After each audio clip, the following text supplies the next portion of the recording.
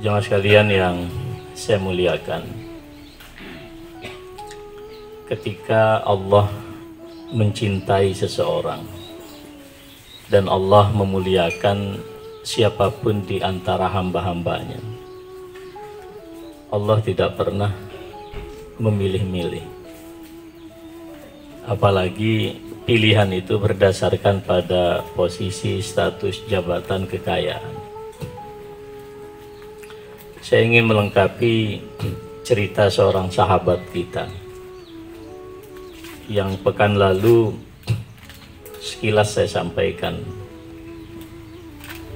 Kita punya sahabat namanya Pak Mariono almarhum rahimahullah. Beliau mengalami suatu pergolakan spiritual. Beliau sampai pada satu posisi jabatan di satu hotel di Yogyakarta, tapi tampaknya beliau tidak mendapatkan ketenangan. Beliau mencari ketenangan hidup, bahasanya begitu.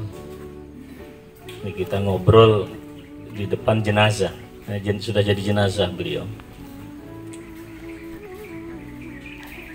Kang Masnya risau karena Mas Mariono ini memilih satu pekerjaan yang jauh dari pekerjaan sebelumnya. Kita tahu bagaimana orang bekerja di hotel dengan tingkat tertentu, tentu pula dengan pendapatan tertentu, tapi dia tidak tenang. Ketenangan itu didapatkan justru setelah dia berhijrah. Dia memilih untuk menjadi tukang sapu di pondok kita ini, yang hanya berbayar ya sekuat pondok. Ya. Tapi beliau teguh waktu itu mengatakan, saya ingin mencari ketenangan. Kata kuncinya adalah mencari ketenangan. Walaupun tidak dibayar seberapa bila dibanding pekerjaan sebelumnya di satu hotel di Yogyakarta. Ya, beliau di sini dari pagi menyapu, pokoknya termasuk juga menata taman ini.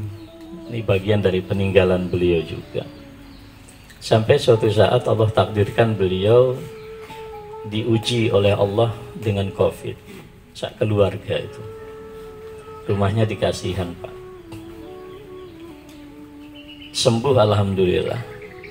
Namun beliau mengalami masa COVID yang memanjang. Itu long COVID. Jadi virus itu tidak bersih sama sekali, tapi juga tidak menular sesungguhnya, tetapi tetap bereaksi di dalam. Beliau keluar masuk perawatan dokter sampai beliau jenuh. Ketika masuk lagi di sini masih dalam keadaan batuk. Kang, saya bilang, kok ndak usah masuk, panjenengan istirahat saja. Dah Ustadz, saya bosan, saya di sini tenang. Ya, teman mainnya itu Azam, itu anak saya yang kecil, sehingga sering diceritakan itu. Kadang mereka ngobrol berdua di ruang sebelah itu. Memanjang beliau sakitnya. Saya juga dalam posisi tidak terlalu berani untuk menjenguk ya, karena sakit yang berkaitan dengan paru-paru juga. Sampailah suatu malam menurut penuturan istri beliau di akhir hayat itu, sejak jam 11 malam itu terus bertanya, ini jam berapa? Mau apa toh? Mau sholat subuh? Belum. Waktu subuh masih lama. Bertanya lagi, ini jam berapa? Baru jam sekian. Sampailah kemudian beliau bangun di sepertiga akhir malam, kemudian memulai tahajud. Ketika azan berkumandang, istri ingin membangunkan sholat. Ternyata sahabat kita ini sedang dalam keadaan sujud. Dibangunkan, tidak ada respon. Dipegang kakinya, dingin. Kemudian minta tolong ke saudara yang lain untuk mengangkat dan membaringkan beliau.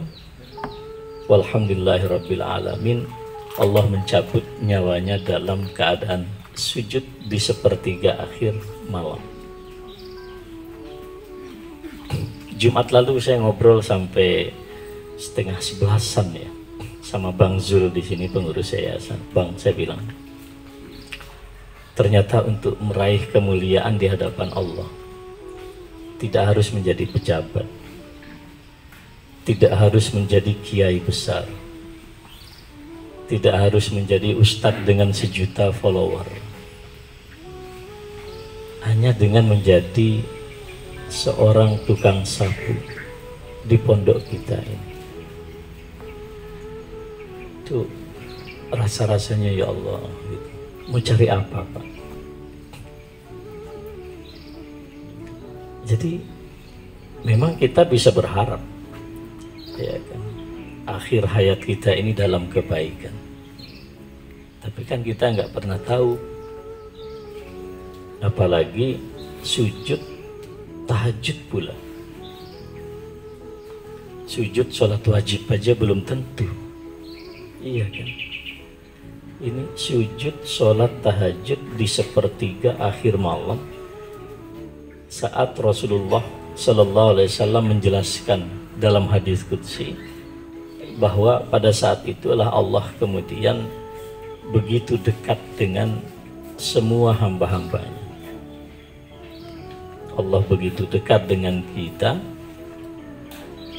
sehingga Allah di dalam hadis qudsi itu menyatakan, apapun yang dia pinta pasti aku berikan, dan dari dosa apapun dia bertaubat pasti aku ampuni.